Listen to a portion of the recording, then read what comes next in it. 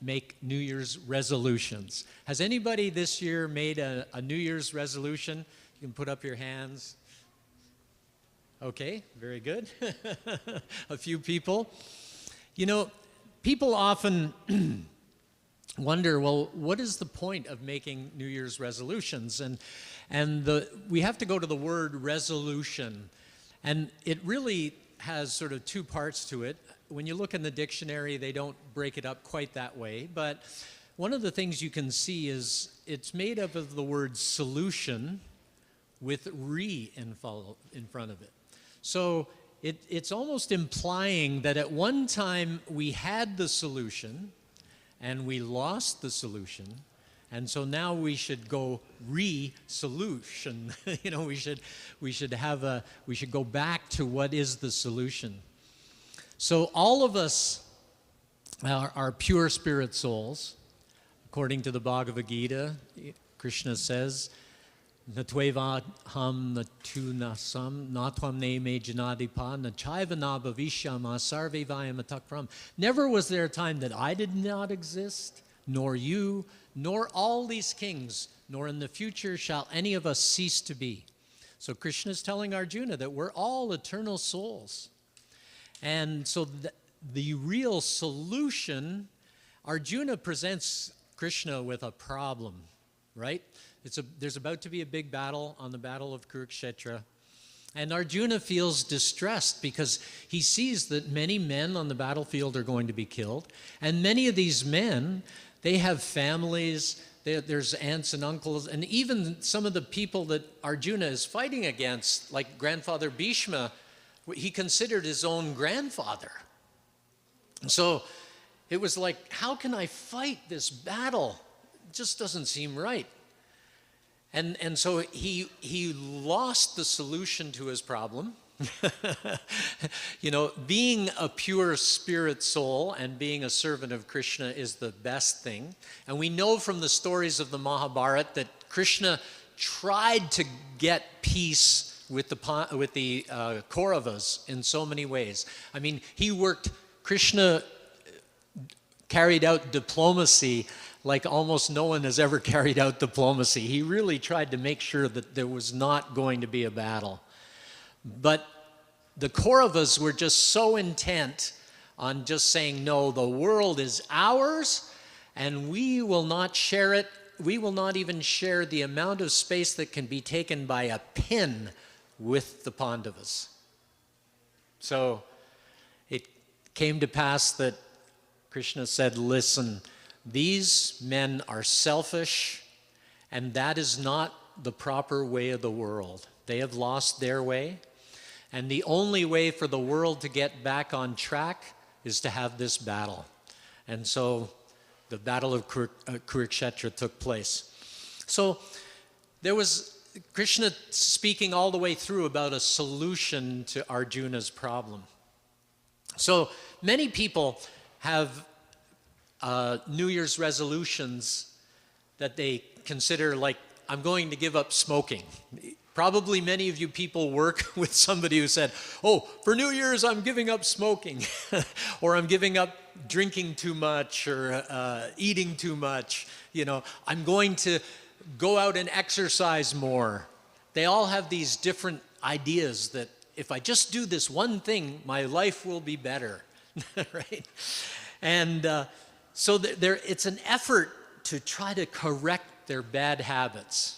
They may have some bad habits, and so they make a resolution to try to correct those bad habits. And they want to be a better version of themselves. And who doesn't want to be a better version of themselves? Is anybody here thinking, I want to go out and become a serial killer today? I really hope not that anybody's thinking like that. But, you know, that would be the opposite of being a better version of yourself, right? So making a New Year's resolution is trying to be a better version of yourself. Somebody who is kinder, gentler, more in touch with their neighbors, and more loving and more concerned with everybody, and just more peaceful and happy in their existence. So they're trying to get all these solutions, and they think, well, if I just take one thing at a time, if I just quit my smoking or quit my drinking, or if I eat a little less, then that's a step forward in becoming a better person. So, what is required when somebody goes to make a New Year's resolution? First of all, when somebody is going to make a resolution, that desire has to be there to be a better person. But it takes a lot of honesty and humility to examine oneself and say, these are the things that are wrong with me now and that are causing me suffering. That there are things in my character, in my person, that are causing me to have conflict in my life. And if I can change these things, then perhaps I can be happier.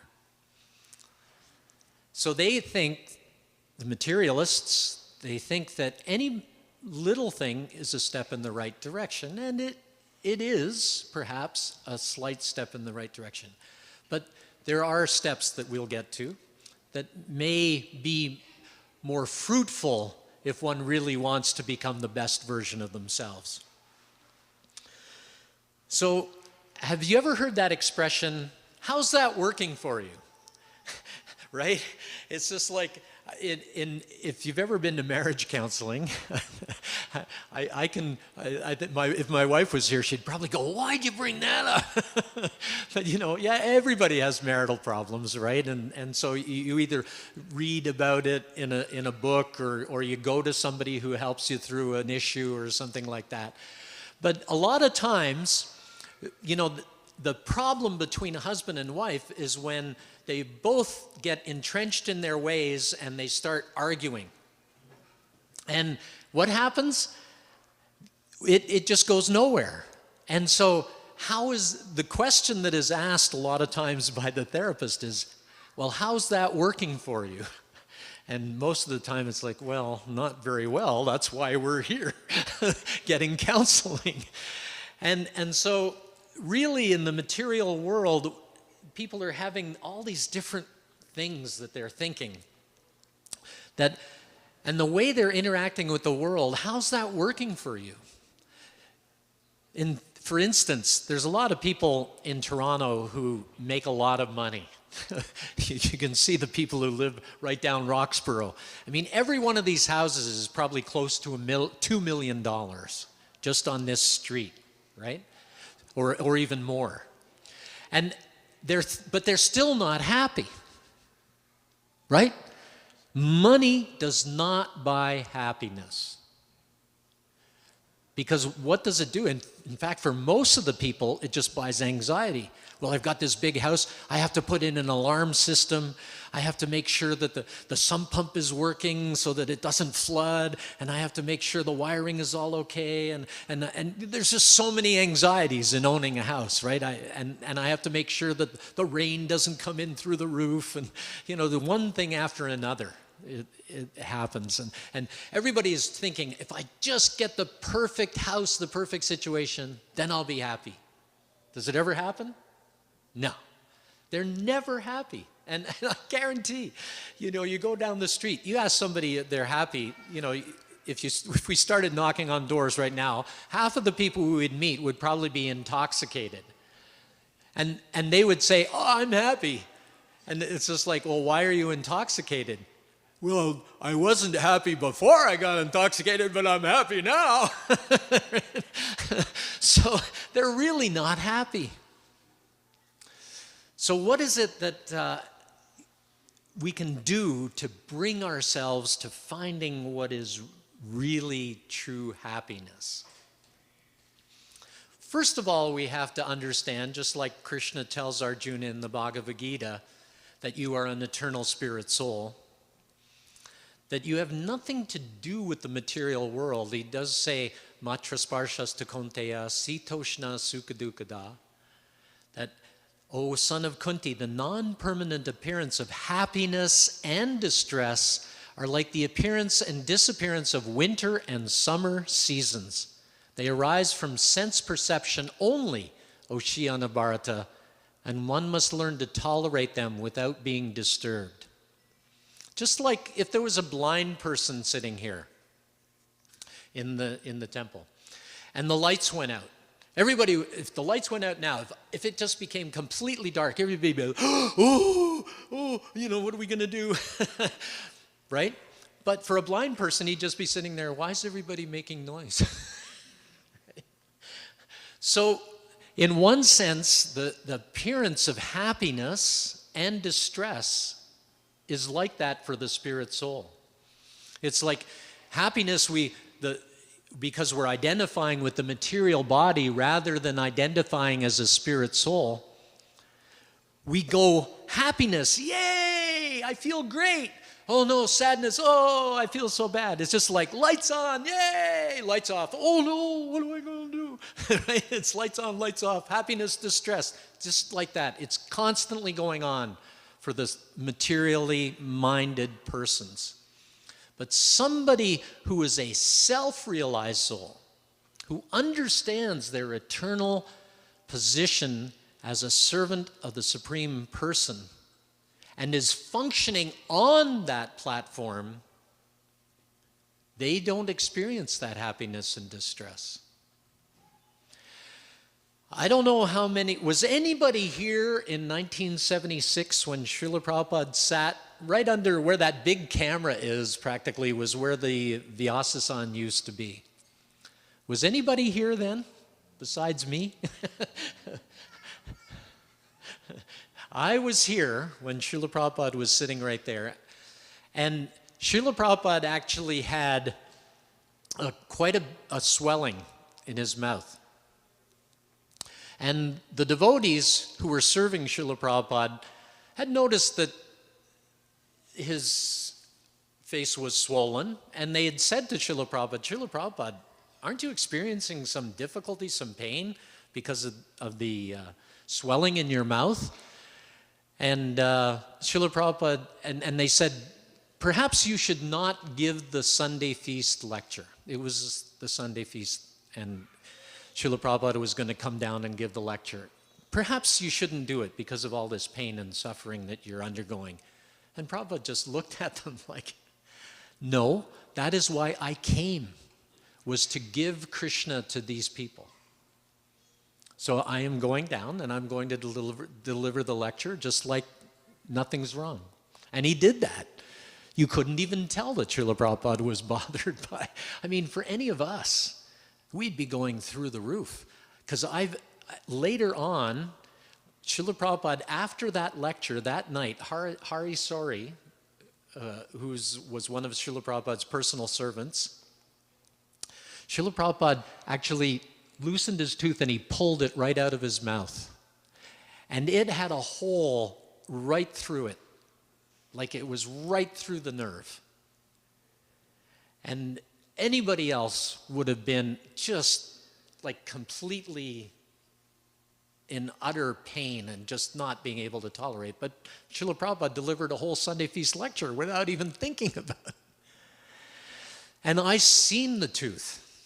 Hari Sari Prabhu still has the tooth, and he showed me the tooth, and the hole is right through, right from front to back. It just goes right through, right. And he said when Srila Prabhupada pulled it out, the nerve was still in there. You could see, yeah. But it has since fallen out, and now you can just see through it. It's a hole about the size of a, if you take the inside of a pen out, it's about that size, and it goes, the refill of a pen, and it goes right through his tooth. So Srila Prabhupada was acting on the platform of the solution. Prabhupada was not feeling any pain. He was not disturbed by happiness or distress. There was another time when Srila Prabhupada was he had always had a desire to go behind the Iron Curtain to deliver the message of Krishna consciousness in the communist countries. And Srila Prabhupada had been trying for years, for 2 or 3 years, he'd been trying to get a visa to go to Moscow. And Srila Prabhupada was somewhere in the US at the time, and they were on their way. They had already booked the tickets to go back to India. And it happened to be mango season in India. And most people like mangoes. And but the visa came just about a day or two before they were going to be flying to India. And Srila Prabhupada said, we've got the visa, we're going to Moscow. Booked the tickets to go to Moscow. And the devotees who were traveling with him, but Srila Prabhupada, we were going to India, and it's mango season in India. And Srila Prabhupada said, the preaching in Moscow is sweeter than the mangoes in India.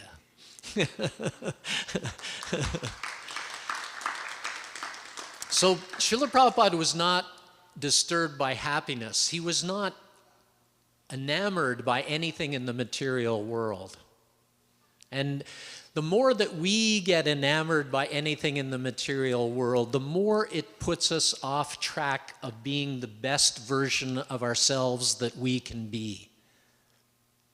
Every time that we become attracted to something material, whether it's foodstuffs or a member of the opposite sex or a nice house or a big car or a nice watch or anything like that, the next time we get attracted to something like that, we should realize, am I going to use this in Krishna's service? Or am I going to become attached to this thing, which will then divert me from being able to be on the spiritual platform? We should be thinking like that. Am I going to allow myself to become diverted from being an eternal spirit soul and actually functioning on that platform? And at the end of this life, when I die, if I have no material desires, no attraction for the material world, Krishna says that in the Bhagavad Gita, that one who has no attraction for the material world, upon leaving this world, he attains to my supreme abode. So do we want to go back to the supreme abode? Do we want to act as spirit souls? Or do we want to act as materialists, engaged in the material world? And then what happens when that happens? We start thinking we're this body, that I'm Indian, that I'm Muslim, that I'm Hindu, like that, or Chinese, or American, or Russian, or Ukrainian. You know, there's so many different ways of identifying in the material world. But what happens? All of them lead to war. Either a war within ourselves, or a war even with husband and wife, you know, or a war with our neighbors, or, you know, countries have wars with their neighbors, and it just goes on and on. It's constant disenchantment with the material world. But if we get rid of all those designations and we function as a spirit soul on the platform of spirit, just in our relationship with God, with Krishna, then we can always be happy.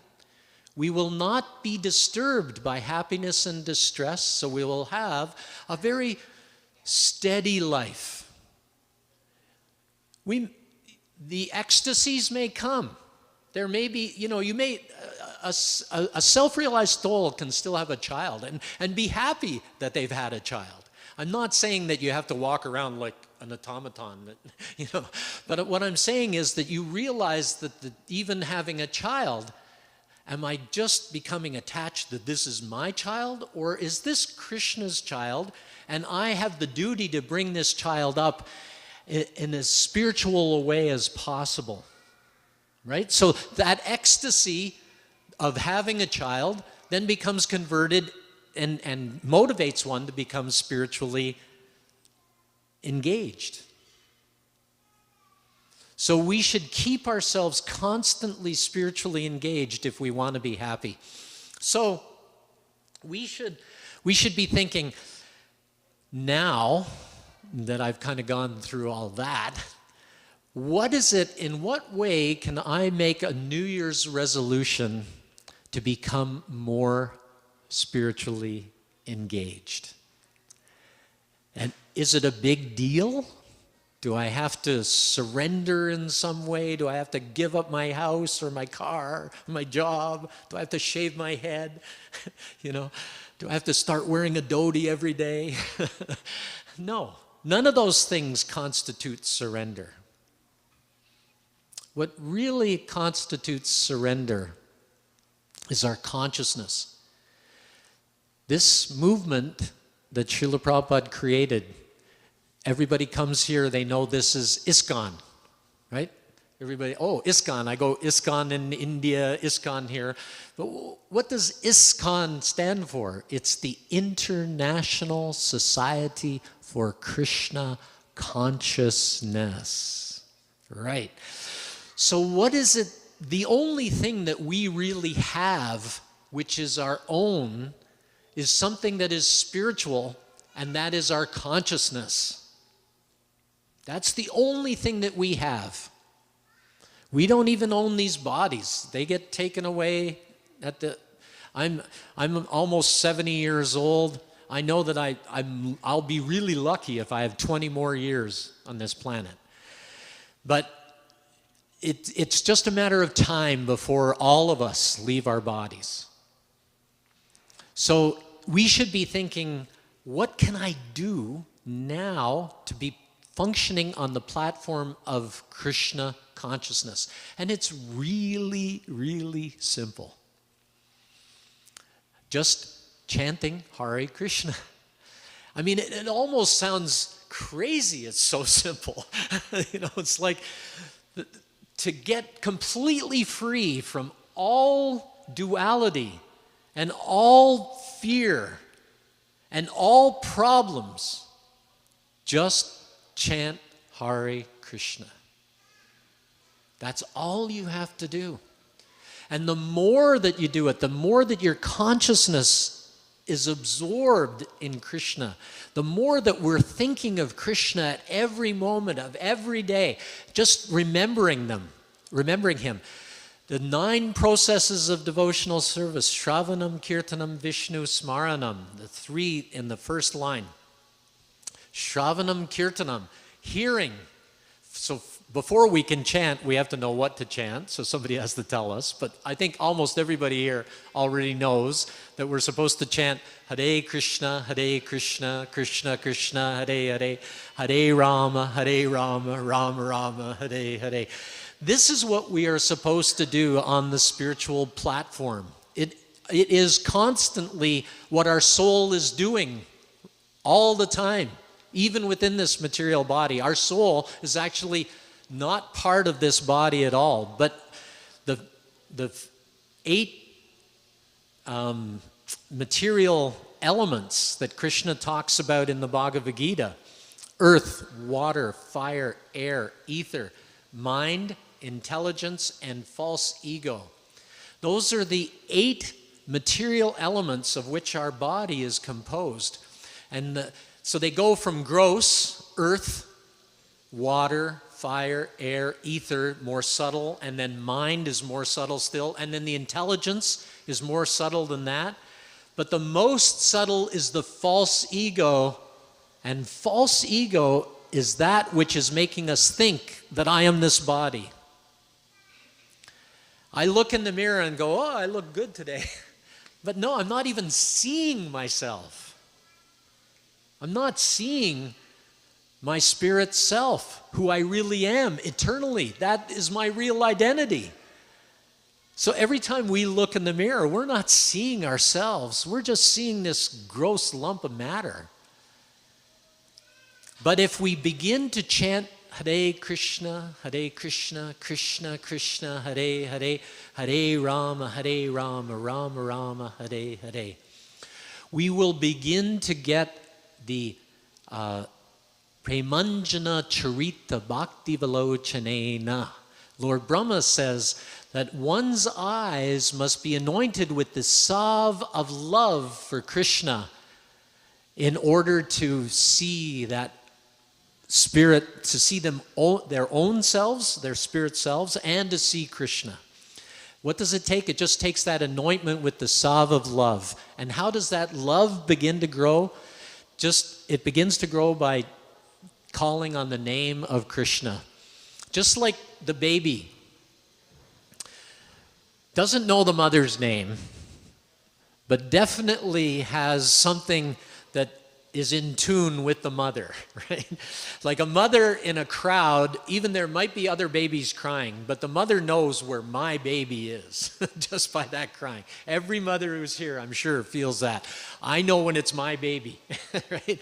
So Krishna knows. And Srila Prabhupada, there's a very nice tape that we play here of Srila Prabhupada chanting. And he gives a purport to the holy name of the Lord. And he says that the chanting should be in the mood of the genuine crying of the baby for its mother. So when we're chanting Hare Krishna, we should be crying out to Krishna. Krishna, please engage me in your service. Please allow me to act on the spiritual platform so that I can once again be in my relationship with you. Just like a baby that's crying, that's lost from its mother. They're just crying and they're like, I just want my mother. I don't want anything else. We should be thinking like that. But right now in the material world, what are we thinking? We're thinking, I need a house, I need a home, I need this relationship fixed. Just so many different material considerations. They should all take a back seat to our one spiritual consideration of becoming completely Krishna conscious and becoming completely surrendered to Krishna, the way that Arjuna does at the end of the Bhagavad Gita, where Krishna says that Sarvadharman parityaja mamekam sharanam vraja aham tvang sarva papebhyo mokshayashyami ma sucha. Just abandon all varieties of religion and surrender unto me. I shall deliver you from all sinful reaction. Do not fear. So Krishna has gone through the whole Bhagavad Gita, giving all the different yoga understandings and the way to attain the Supreme, and so many different instructions to Arjuna. But at the end, he basically says, so you can carry out your devotional service, and because you are a Kshatriya, you have to fight the battle of Kurukshetra. And I have explained to you why you should do that, but I'm leaving it up to you. Krishna says, you can do this or you cannot do this. I am not forcing you.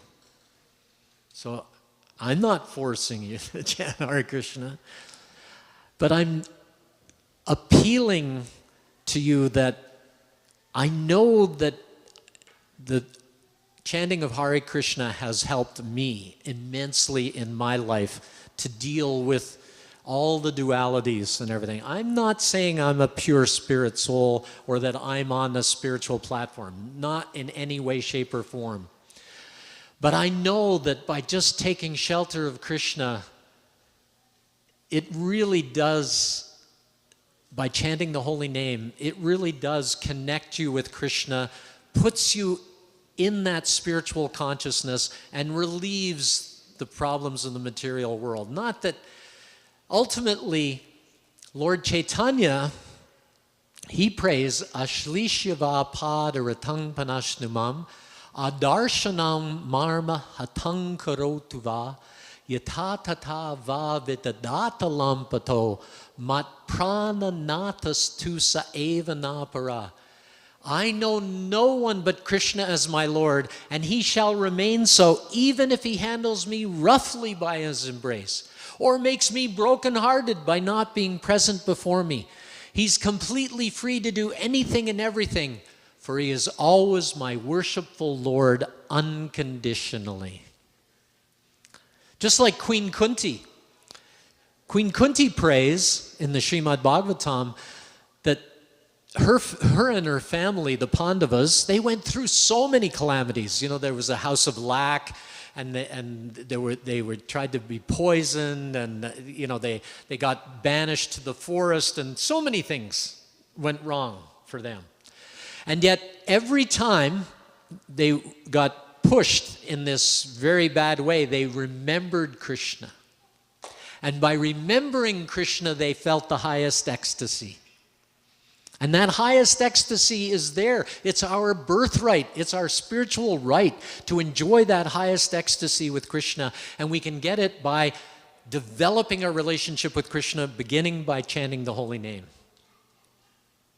So, all of us in this New Year's, it's getting close to the end of the class time, but all of us at this time of the year, we should be thinking, if we are going to make a resolution, it should be a spiritual resolution, and it should be that I want to become a pure servant of God. Whatever, I'm not even saying Krishna here. I mean, for most of us, it's Krishna. Some people of other faiths may be here, and they may feel that they want that connection with Allah or Jehovah. Same person, just a different name. Krishna has unlimited names. Rama, Govinda, Adhoksaja, Nrsimha. The names go on and on.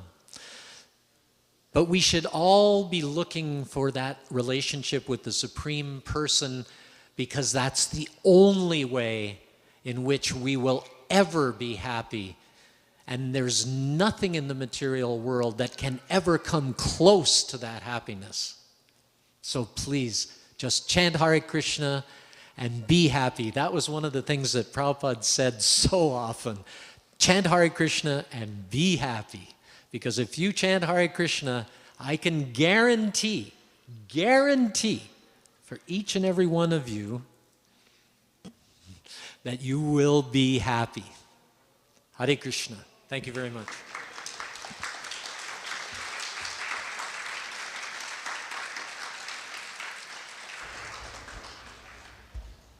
There's a couple of minutes. I don't know if anybody has any questions or anything. Yes. Hare Krishna. How long we should chant? Namaskar, Hare Krishna. For how long we should chant Hare Krishna? Well, you can always chant. Okay. And the more you chant, the happier you'll be. Okay, but you. even I worked at in a hospital job as a respiratory therapist. I saw a lot of bad things, kids dying in the hospital. I worked at sick kids. And if you're chanting Hare Krishna in your mind when you're doing your work, that's fine. And sometimes even when you're doing your work, because the work, you're taking the results of your work and you're using it to bring up your family and your home and everything. You're using that in Krishna's service. Make your house a temple. Serve Krishna. Offer everything that you eat to Krishna. Wake him up every day. Thank you. Say goodnight to him at night and put him to sleep. It's like Krishna. Bring Krishna into your home. He's a person. He's not somebody that, he's just God in heaven. No, he's a person. He wants to be part of your life. And when you're walking down the street or you're working at your job, just say, thank you, Krishna, for helping me do my work. That I'm not having a stomach ache today. Or if I am having a stomach ache, well, thank you, Krishna, for not killing me today. That I'm not leaving my body today. There's always something to be thankful for. And there's always something that Krishna will give us, And even if we were leaving our body, we're going back home, back to Godhead if we're remembering Krishna. So who cares? It's just like, my wife always says, well, if you actually got the diagnosis of cancer, you'd probably be really freaked out. But I almost think about it every single day. And I have been for like the last 10 years. What would happen today if the doc phoned up and said, you know what, we did a test, last month or something, and you've got cancer? I'd be like, okay, great. I get to chant Hare Krishna and go back to Godhead sooner. And even if I don't go back to Godhead, Krishna says in the Bhagavad Gita that if you don't finish the path, at least you'll take birth amongst devotees and you'll again get the chance to be with devotees. So it's going to be a great service, somewhere else in the material world. You'll always be engaged in his service. So there's no loss or diminution ever. Ever. It's, Krishna consciousness is the perfection of our existence, and we must become Krishna conscious. Hare Krishna. Hare Krishna. Thank you. Thank you very much. And I think now it's time for prasad. Yes? It's time for prasad, is it? Or is there announcements or anything? No, I think it's time for prasad, and I think the devotees are ready to serve out. So thank you very much. Hare Krishna. And after all this, Happy New Year. In Krishna consciousness.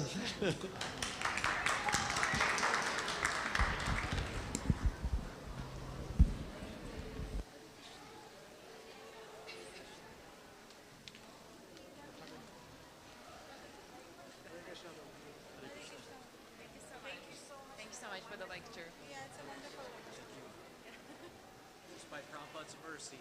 Yeah, it was very impressive what you said about resolution and being happy. That's very insightful. Thank you so much. Yeah. Like And it- changing the solution. This is Yeah. very, Krishna in the Gita says that this process is joyfully performed. Because when you engage in Krishna consciousness by chanting or doing anything for Krishna, it's a happy time, you know. It should never be like, oh, I gotta do this again. You know, if it becomes like that, then that's material consciousness. You're allowing that material consciousness to come in. But if you're always thinking, I'm doing this for Krishna, then Krishna will reciprocate and give us happiness. Oftentimes, when I'm thinking, my mind goes out to material things and shovels, and then it's difficult to keep coming back. Yep. So, how does How that do- work? Well, in the sixth, if you have a Bhagavad Gita, go to the 6th chapter of Bhagavad Gita. Specifically in there, there's a really nice one verse, Yato yato nishchalati manas chanchalam astiram, that from whatever and wherever the mind wanders due to its flickering and unsteady nature, just bring it back under the control of the self. And then Arjuna even says, but it's like more difficult than to control the wind. And Krishna just says, by constant practice and detachment, you can do it. It's just like if you're going to lift a weight, like a 100-pound weight, you got to work, you got to practice.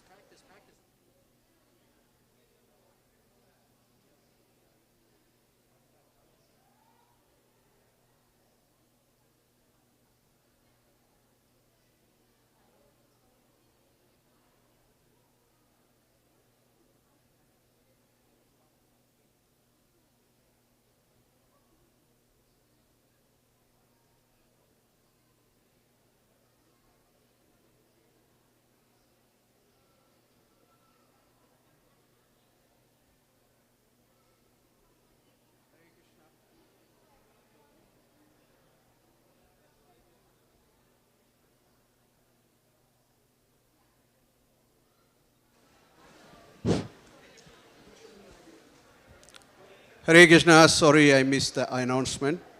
I was in the meeting, sorry about that. Hare Krishna, today's Sunday feast cooked by Bhatra Krishna, and we don't have any sponsors. You can sponsor the feast or daily garland to celebrate any occasion.